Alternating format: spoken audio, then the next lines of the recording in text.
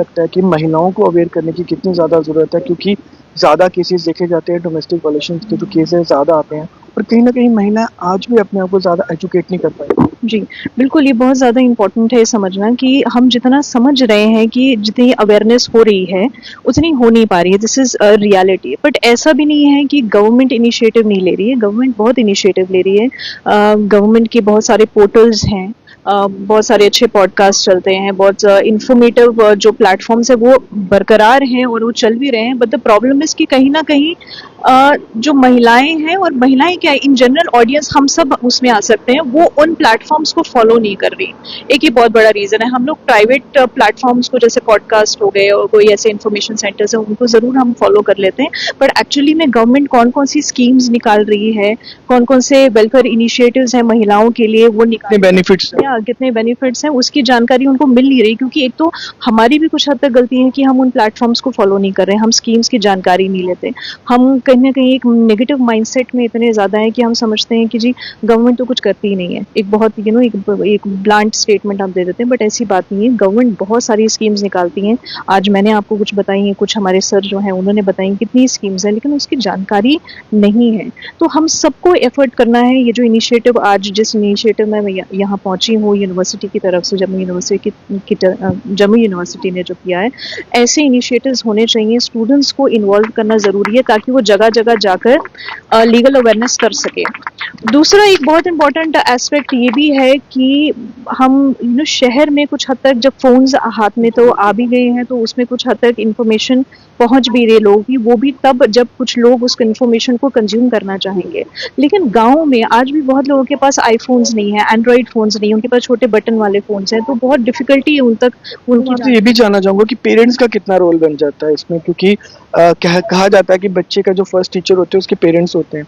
तो बच्चों के लिए पेरेंट्स का कितना इंपॉर्टेंट रोल है, ताकि वो बचपन से ही अगर अपने बच्चों को गाइड करेंगे तो। लेकिन आज भी हमारे घरों में कुछ ऐसी महिलाएं हैं कि जब बच्ची पैदा होती है तो उसके दहेज इकट्ठा किया जाता है, लेकिन उसको एजुकेट करने के बारे में अभी भी नहीं सोचा जाता। जी, माँ बाप का बहुत ज़्यादा इंपॉर्टेंट रोल है। देखिए, मैंने जैसे आपको बताया, मेरी ही एक क्लाइंट ने आत्महत्या कर ली थी क्योंकि उसके माँ बाप ने उसको सपोर्ट नहीं किया।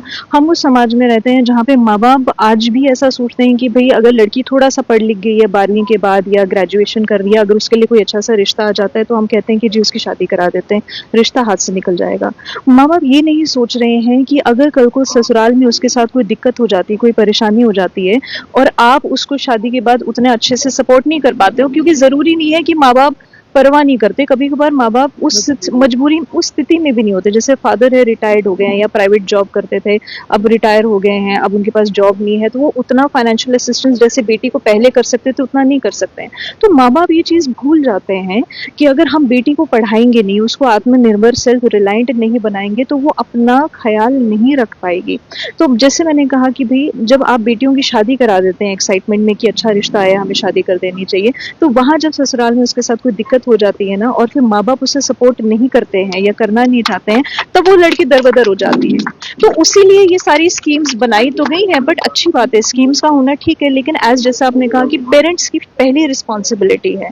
तो ये बात प्रैक्टिकल पॉइंट ऑफ व्यू से अंडरस्टैंड करते हुए कि माँ बाप जिंदगी भर बेटियों का साथ नहीं दे सकते, ये बात एग्रीड है, तो आप उसको सेल्फ रिलायंट बनाइए, उसको आत्मनिर्भर बनाइए इस तरीके से कि वो हर सिचुएशन में अपने लिए स्टैंड ले सके। इस तरह के अवेयरनेस प्रोग्राम होना कितना ज़्यादा ज़रूरत है, क्योंकि मुझे लगता है कि अवेयरनेस प्रोग्राम कंटिन्यू अगर होंगे तो शायद किसी हद तक हम लोग कामयाब हो पाए। बिल्कुल, बहुत ज़्यादा अवेयरनेस प्रोग्राम्स बहुत ज़्यादा इम्पोर्टेंट हो गए हैं। ये जिस तरीके से आज इनिशिएटिव हम देख रहे हैं कि बच्चे घरों में जाकर इनिशिएटिव लेने वाले हैं, उनको अवेयरनेस करने वाले हैं। जब घर घर जाकर बात पहुंचेगी तो लोगों को थोड़ा सा क्लैरिटी आएगी, तो एटलीस्ट वो पूछ सकेंगे। एंड मोस्ट इम्पॉर्टेंटली, आज भी जब हम महिलाओं की बात करते हैं तो हमारे देश में बहुत सारी जो महिलाएं हैं, वो अगर किसी स्कीम के बारे में या किसी लॉ के बारे में अगर जानकारी रखती भी है, लेकिन वो बात नहीं कर पाती है। वो सीधे सीधे वकील के पास जाना नहीं चाहती, किसी पुलिस अथॉरिटीज के पास नहीं जाना चाहती। उनको कोई ऐसी, उनको चाहिए कि कोई, आज भी समाज का डर है उन्हें। वो डर है क्योंकि दरबदरी हो जाएगी ना। अगर वो आज भी अभी जहाँ यहाँ मैं बैठी हुई थी, एक मेरे को मैसेज आता है एक लेडी का कि मैम मेरी जो स्त्री धन है, मेरा जो सारा गोल्ड है वो मेरी सास ने अपने पास रख लिया हुआ है और वो मैनिपुलेट कर रहे हैं कि कुछ प्लॉट खरीदने के लिए उसको बेच रहे हैं, वो मेरा स्त्री धन है और मैं नहीं ले सकती। तो मैंने उससे मैंने पूछा कि आप कोई लीगल एक्शन लेना चाहते हो? तो वो कहते हैं अगर मैं लीगल एक्शन अपने सास और ससुर के खिलाफ लूंगी तो मेरा हस्बैंड मुझे छोड़ देगा। यही सोच मुझे लगता है बदलना है। इसीलिए मैं बार बार पेरेंट्स को समझाती हूँ, माँ बाप का बहुत बड़ा रोल है कि तुम बेटियों को वो संभालें, बेटियों को जितना हो सकता है अवेयरनेस क्रिएट करें और उनको आत्मनिर्भर बनने दें। शादियां बेशक थोड़ी सी लेट होंगी, कोई प्रॉब्लम नहीं है। जल्दी शादी करके उनको किसी मुसीबत में डालने से बेहतर है आप उसकी लेट शादी कराइए, लेकिन उसको आत्मनिर्भर बनाकर कराइए, ताकि कल को अगर ससुराल में उसके साथ कोई दिक्कत हो जाए तो कम से कम उसको वापस आपके पास नहीं आना पड़ेगा, वो अपने आप को सस्टेन कर सकती है। चलिए, बहुत बहुत शुक्रिया मैम।